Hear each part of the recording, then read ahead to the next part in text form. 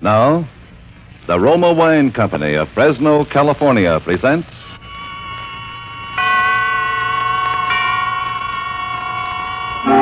Suspense. Tonight, Roma Wines bring you a play of suspense and smiles, starring William Bendix and Alan Jocelyn. Suspense is presented for your enjoyment by Roma Wines. That's R-O-M-A, Roma Wines. Those excellent California wines that can add so much pleasantness to the way you live, to your happiness in entertaining guests, to your enjoyment of everyday meals. Yes, right now a glassful would be very pleasant, as Roma Wines bring you a remarkable tale of suspense. And with Raymond Chandler's satirical suspense tale, Pearls Are a Nuisance. And with the performances of William Bendix and Alan Jocelyn, Roma Wines hope indeed to keep you in suspense. It's quite true I wasn't doing anything that morning except looking at a blank sheet of paper in my typewriter and thinking about writing a letter. It's also quite true that I don't have a great deal to do any morning, but I like not doing anything. It gives me something to do.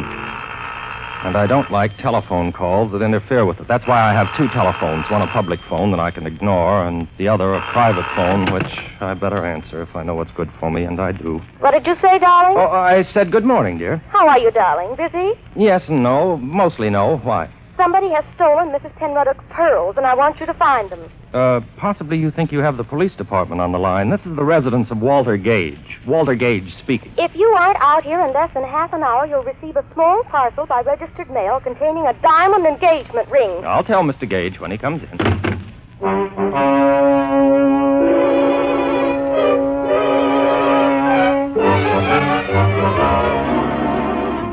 No, I went naturally. I even hurried. Ellen's voice has that effect on me. I think it's the way she says... Walter, darling. Yes, Ellen. Mrs. Penruddock's pearl necklace has been stolen. So you said on the telephone. My blood pressure remains normal. It's a string of 49 matched pink pearls that Mr. Penruddock gave his wife on their golden wedding anniversary. Only 49 pearls for 50 years of marriage? I wonder which was the bad year. Oh, shut up, darling. Yes, dear. The worst part of it is the pearls are false. False? Well, evidently, they're all bad years. Don't be silly, Walter. The pearls were real enough when Mr. Penruddock gave them to us. The fact is, she sold them and had copies made. Those copies have been stolen. You've got to get them back, Walter. Well, what does it matter if they're false? Well, she's terrified that the thief will blackmail her when he finds out they're only imitations. If Mr. Penruddock ever hears that she sold originals... Oh, I begin to see what might be described as daylight. But where do I start looking for these baubles from which your elderly employer is so loath to be separated? Because I know who stole them. The chauffeur we had here a few months, Walter. A horrid big bruiser named Henry Eichelberger. He left suddenly the day before yesterday for no reason at all, without a word. I'm sure he stole the pearls. How big did you say he is? About 6 feet. Well, in that case... 3. 3? 6'3"? 3. I'm sure he didn't take them, dear, couldn't have. He tried to kiss me once, Walter. Oh, he did. Tried to kiss you, huh? Where is this big slab of meat, darling? Here's the address he gave me when he first came here to work. Sounds like an unpleasant neighborhood. Not half as unpleasant as it'll be for Eichelberger when I arrive. Tried to kiss you, did he? The pearls are the important thing, Walter. And be careful. He's 6'3", remember? I find it difficult to forget.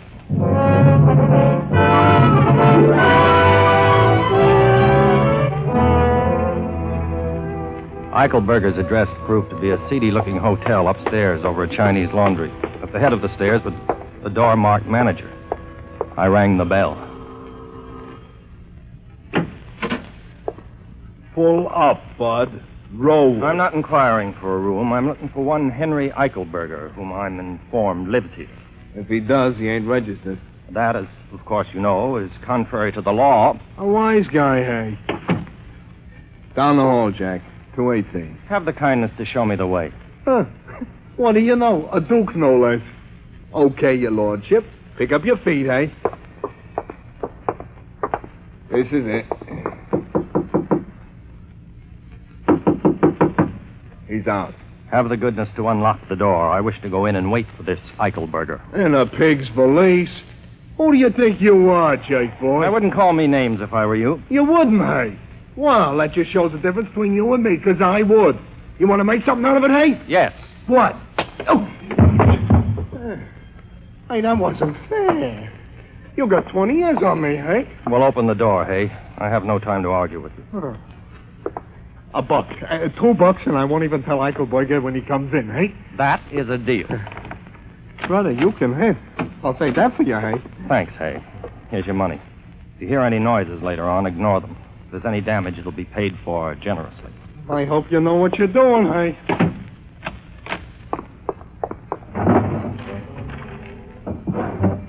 I searched all the likely places where he might have hidden the necklace, and then I searched all the unlikely places. No necklace. Then I heard approaching footsteps.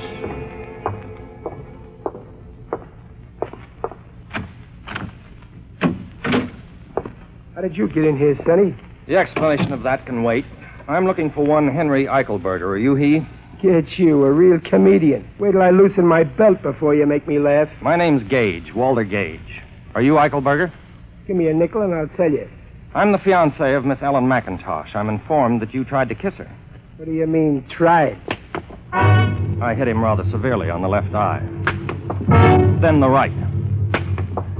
And I gave him a crushing uppercut to the jaw. He looked at me with an air of patient resignation and then hit me.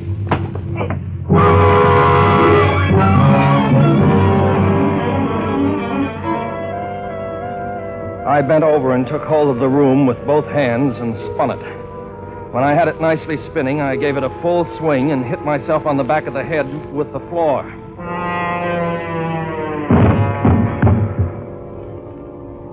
I believe I lost consciousness at about this point. At any rate, I was no longer aware of the time of day.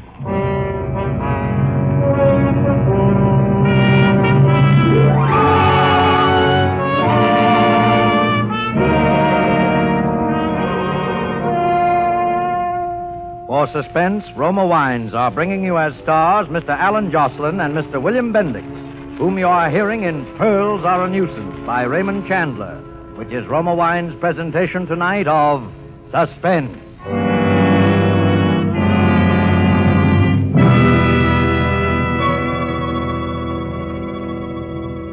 Between the acts of suspense, this is Truman Bradley for Roma Wines. We quote now a brief word from the famous hostess, Elsa Maxwell.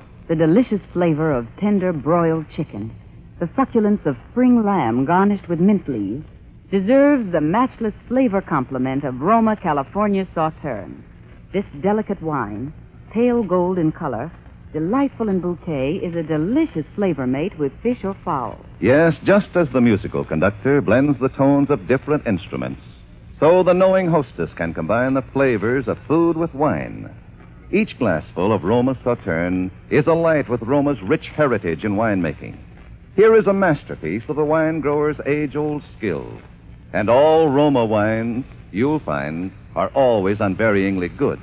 The result of carefully selected grapes, picked at the peak of perfection in sunny California's choicest vineyards, and gently pressed. Then the natural juices are stored and guided with the ancient skill of Roma wineries to full goodness. Roma wines do not vary, are always high in quality, yet cost only pennies a glass. More Americans enjoy Roma than any other wines. R-O-M-A, Roma Wines. And now Roma Wines bring back to our Hollywood soundstage William Bendix as J. Henry Eichelberger and Alan Jocelyn as Walter Gage in Pearls Are a Nuisance, a muscular drama replete with situations well calculated to keep you in suspense.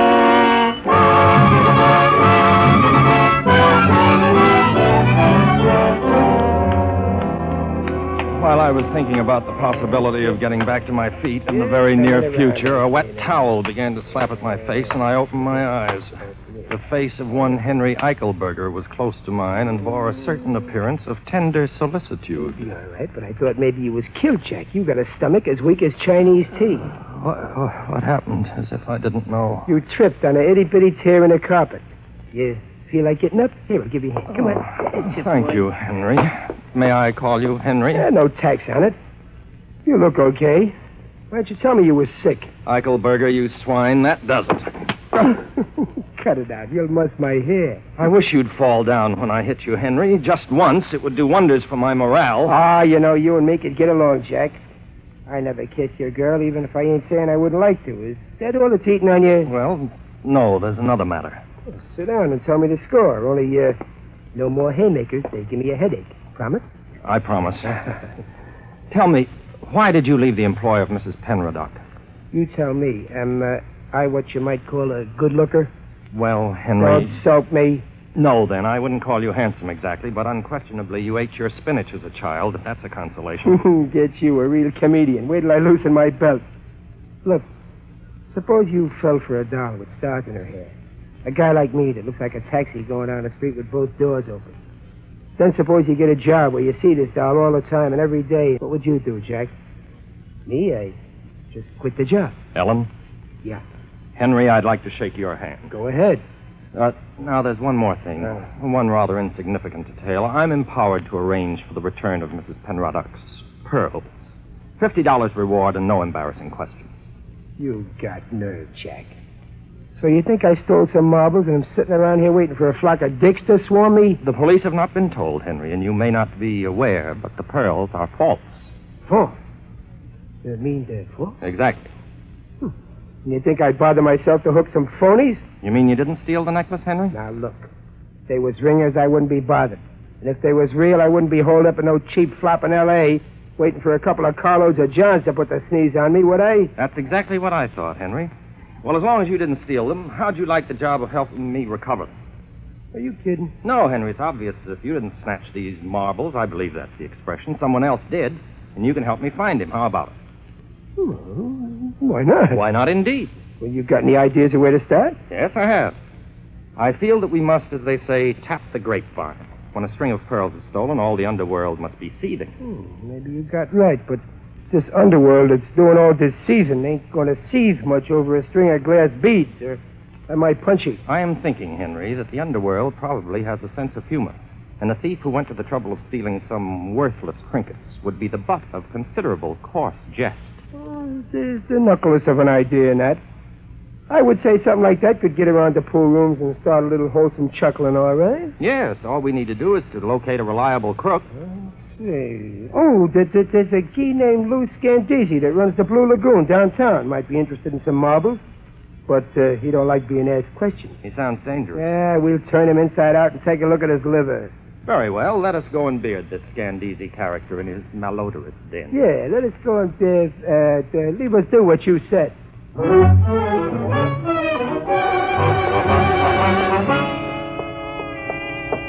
Mr. Scandisi's Blue Lagoon wasn't difficult to find. It was a rather soiled establishment, bathed in an unpleasant blue light. Henry and I went through a small, dim dining room to a door marked private. You Scandisi? Who wants it to know? Me and my friend here want to talk to you. So? Talk. I'm listening. It's about some pearls, 49. Is that right, Walter? Quite right, Henry. A pearl necklace that somebody hoisted. Go on and get out before I have you thrown out. You do what? I'll do nothing. That's better, doughface. What about them pearls? Well, I don't think I heard about it. Try to remember. Maybe if I pulled off one of your ears, it might help. Henry, you seem to be doing all the work. Do you think that's quite fair? Well, okay, you work them over. These fat guys bruise something lovely. Oh, take it easy. I ain't heard nothing. You guys insurance men, huh? Now you're cooking with helium, doughface. Well, what insurance company you boys work for? Give him our card, Walter. This is my personal card. It has my phone number on it. Yeah. Okay. You may be surprised. You may get a call. What do you think, Walter? You think this muzzler is leveling with us? I dare say he wouldn't be above telling us an untruth. Get you, a real comedian. Wait till I loosen my belt. You giving us the straight goods, Scandisi? Straight goods, absolute. We'll cooperate. I bet you get a call. Okay. So long, Scandisi. And keep your schnozzle clean if you don't want to be looking for it under your desk, hey? And that goes to your cat, too, Scandisi, hey. Well, what now? I think we've done an adequate day's work, Henry. The procedure would seem to be for me to go home and wait for the telephone to ring, bearing glad tidings from the underworld. What about me? I would suggest that you wend your way homeward also. Here's my private number. Call me in the morning. Okay. See you tomorrow.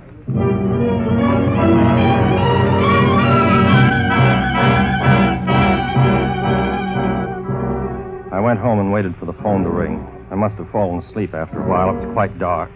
when the call came through. Well, here goes. Walter Gage speaking, Acme Insurance Company. When did you become an insurance company? Oh, hello. It's you, Ellen. Why didn't you call on the private phone? Oh, I didn't have the number handy. You haven't found the pearls yet. How'd you know? We just got a telephone call. From whom? He wouldn't say. All he said was he heard from somebody named Stan something. Scandeezy? And that's it. That we were looking for the pearls. Has he found out the pearls are false? No. And I didn't tell him. All right, don't worry. We have an idea how to get them back. We? Who's we? Henry and me. Henry? Henry who? Eichelberger. I've hired him to help me find the pearls. Are you out of your mind? Didn't Henry take the pearls? Of course not. He only left because he was in love with you. Oh, Walter, that big brute. How could you say such a thing? Ellen, I thought you'd be flattered. Flattered? I never want to speak to you again, Walter Gage. Goodbye. Ellen! Oh, women, I sometimes wonder. Oh, hello, honey. I'm so glad you called back. Listen, darling, Who you calling honey, sweetheart? Who's this? Never mind. Your name Gage? Yes? A guy named Scandeezy says you're looking for some oyster fruit. A frail named McIntosh says you're the guy to talk to. Possibly. Well, I got 49 of them, pal. Pink ones. $5,000 is the price. Why, that's absurd. Those pearls happen to be false. Quit your kidding. You heard me. 5 G's. I'll give you tomorrow afternoon to scrape it together. Then I'll call you and let you know where to meet me.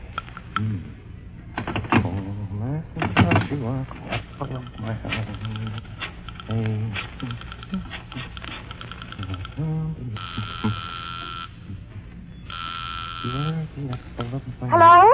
Ellen, this is Walter. I told you I never wanted to speak to you again. All right, I won't speak to you. Just tell me the name of the man who sold Mrs. Penroddick's pearls for her. Gallimore. Roger Gallimore. He has a jewelry company downtown. Thank you. Walter! How do you like it, darling?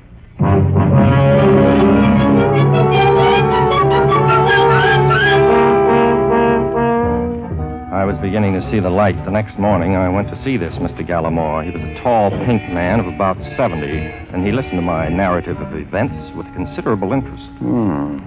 5,000 seems like a good deal for a string of false pearls. Yes, indeedy. And you know what I think, Mr. Gallimore? What, Mr. Gage? I believe that the pearls are in fact real. You're a very old friend of Mrs. Penroddick. Perhaps even a childhood sweetheart. When she gave you the pearls to sell, you didn't sell them, Mr. Gallimore. Instead, you gave her $20,000 of your own money and returned the pearls to her, pretending they were imitations of the original necklace. Son, you think a lot smarter than you talk. I try very hard, Mr. Gallimore. And I'm correct? Embarrassingly so, Mr. Gage. The pearls are real. Now, what would you like me to do? Give me $5,000 with which to get them back.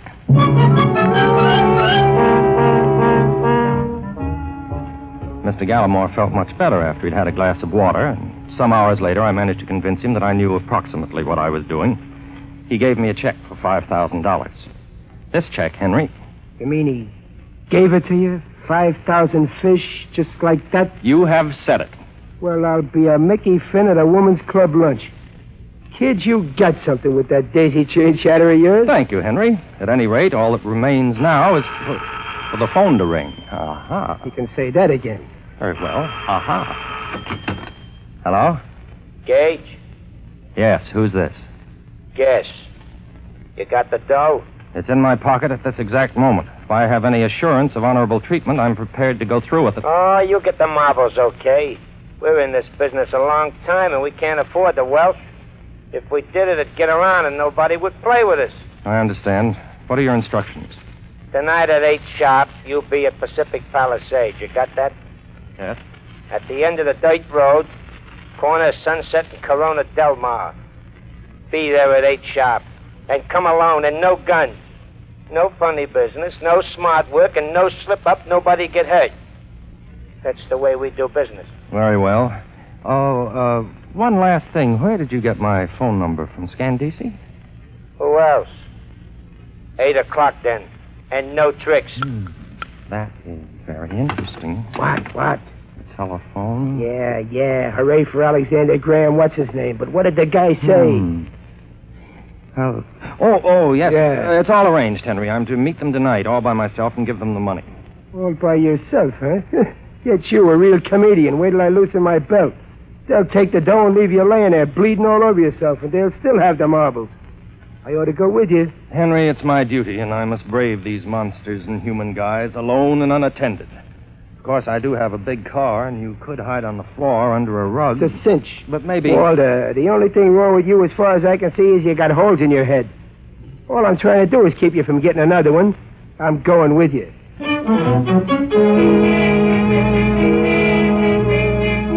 it was settled. Henry was to go with me. That afternoon, I stopped at the bank where I cashed Mr. Gallimore's check and changed it into $100 bills. 3,500. You counted as though it were your own. 5,000. 5,000? 5,000. And now a roll of quarters, please. Roll of quarters, please. Well, there seems to be an echo in here. Leave them in the wrapper. Ooh, quite heavy, aren't they? Yes, aren't they?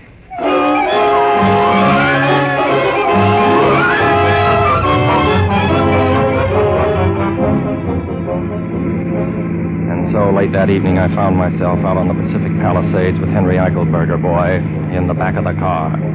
I was very nervous. I think Henry was also. Neither of us were any too sure of what was going to happen that night. Oh, me back. What's the matter, Henry? Aren't you comfy back there? Oh, I'm comfy, all right. Only my heater keeps digging into me. Ain't we there yet? Well, we're getting close. Stay down. This is business.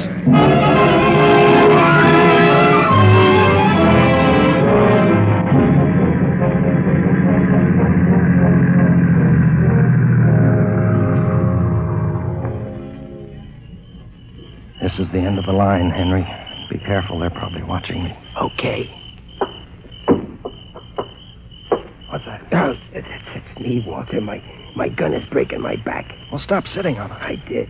Anything stirring? No, keep quiet. I'll make like a little mousey.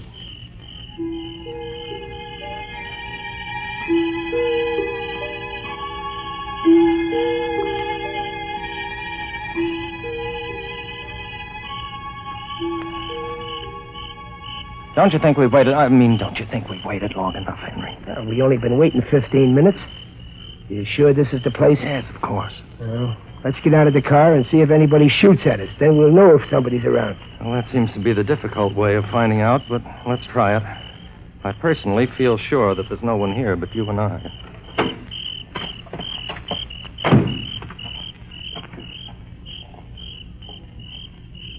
Suckered. You know what happened, Walter? What do you think, Henry? It was just a tryout, that's all.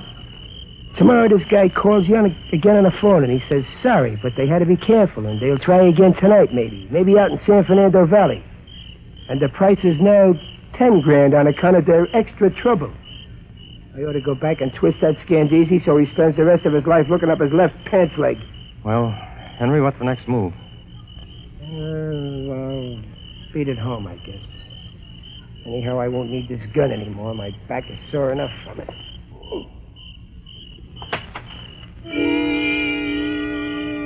We stood there and looked at one another, Henry and I. He doubled his hands into fists and shook them slowly in his sadness. I, too, was melancholy. In the brief time I'd known Henry, I'd grown very fond of him. Yeah, that's it, all right. Nothing else to do but beat it on home. That's all is left to us. I took my right hand out of my pocket. I have large hands. In my right hand nestled the roll of quarters I'd gotten from the bank that morning. My hand made a large and heavy fist around them. Henry didn't notice. What are you looking at me so funny for, Walter? I just wanted to say good night, Henry. You had 2 strikes on me. Well, this is the big one. I don't get it. He got it then. My fist, with nearly a pound of metal in it, caught him squarely on the jaw. For a moment, he wavered back and forth on his feet, and then... Henry Eichelberger lay motionless on the ground, as limp as a rubber glove.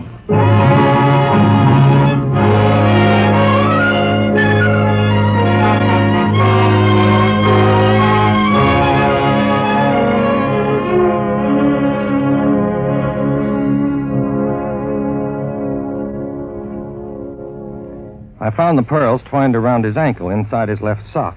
Well, Henry, I said, although he couldn't hear me, you're a gentleman, even if you are a thief. You could have taken the money a dozen times today. You could have taken it a little while ago when you still had the gun. But even that repelled you. You threw the gun away, and we were man to man. But still you hesitated. In fact, Henry, I said, for a successful thief, you hesitated just a little too long. But as a sporting man, I can only think more highly of you. Goodbye, Henry, and good luck, I said. I put a $100 bill in his chubby little fist and withdrew. End of story. But how did you know it was Henry, darling? You told me so, little lemon cookie. You were quite sure of it. I know, but you must have had proof of some kind. Well, there was one other minor detail that convinced me Henry was the guilty party. I gave Scandisi my phone number, but I have 2 telephones. One's a private line. Only 2 people had that number. You were one of them. Henry was the other. When Henry's accomplice got in touch with me, he used the phone number I'd given Henry, not the one I gave Scandisi. You see? Oh, darling, you're so clever. Well, of course, you may kiss me if you like.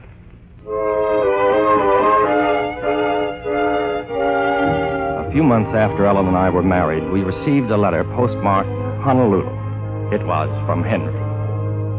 My dear Walter, I have only just received the joyous tidings that you and Ellen are embarked upon the happy tide of holy matrimony. I am so glad for you. I often think of you, Walter, particularly with an overwhelming curiosity as to what it was you struck me with that night. Ah, well, I dare say it can only be conjecture on my part now. A hammer, perhaps. That I allowed my jaw to be exposed to your weapon while I stood there meditating as to whether to take your 5,000 then or wait for 10 the following evening was a human error of judgment. At any rate, I entertain no feelings of ill will toward you. On the contrary, I am indebted to you greatly. The ease with which you talked Mr. Gallimore out of $5,000 has changed my life. I have been taking English lessons myself, and am now practicing on a wealthy widow woman, not without financial success. Ah, toujours le sport. Devotedly, Henry. P.S. Was it perchance an anvil, I wonder? You know, Henry wasn't such a bad fellow. All I really disliked him for was his barbaric English. Now he's changed that. Maybe I should have married him. What do you think, Walter? Oh, gets you a real comedian. Wait till I loosen my belt. And so closes Pearls Are a Nuisance, in which Roma Wines have brought you William Bendix and Alan Jocelyn as co-stars of tonight's study in Suspense. Suspense is produced, edited, and directed by William Spear. Before our stars return to the microphone, let me say a word for Roma Wines, the sponsor of Suspense. Elsa Maxwell's hospitality is always simple and unaffected. The other day she said, A few old friends, some comfortable chairs, a glass or two of good Roma California sherry, and there you have the perfect combination for a pleasant evening at home. In fact, you'll find the light, nut-like flavor of this glorious amber golden Roma sherry is delightful any time. A delicious prelude to dinner, a gracious note of hospitality whenever friends drop in. best of all, Roma Wines are so reasonably priced, any family can afford to serve them regularly. The goodness of Roma Wines can add a lot to the joy of your daily living. Always delightful, always unvaryingly high in quality, yet cost only pennies a glass. And the next time you use vermouth, sweet or dry, use Roma vermouth. Zestful, herb-flavored Roma vermouth is blended, mellowed, developed, and bottled in California with all the traditional winemaking skill of Roma wineries. Try Roma vermouth soon, won't you? This is Alan Jocelyn. I trust that you dyed-in-the-wool suspense fans who are accustomed to somewhat heavier meat on these Thursday dramas weren't displeased with our efforts in the interests of gaiety and insouciance. Do you concur, Mr. Bendix? Who gets you, a real comedian? Wait till I loosen my galluses. Courtesy impels me to tell you that Mr. Bendix here is being heard weekly on his own radio show, The Life of Riley, and Paramount impels me to say that he'll soon be seen in their production 2 years before the match. Permit me to return the favor, hey? Alan Jocelyn is soon going to be seen in the 20th Century Fox 30th anniversary production, Colonel Effingham's Race. Thanks, Bill. No, not at all, not at all. Next Thursday, you will hear John Payne and Stuart Irwin as stars of Suspense. Presented by Roma Wines, R-O-M-A, made in California for enjoyment throughout the world. This is CBS, the Columbia Broadcasting System.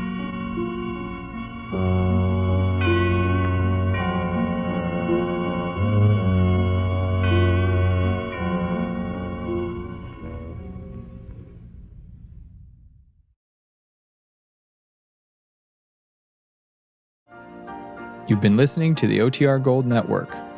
Find more classic radio at otrgold.com.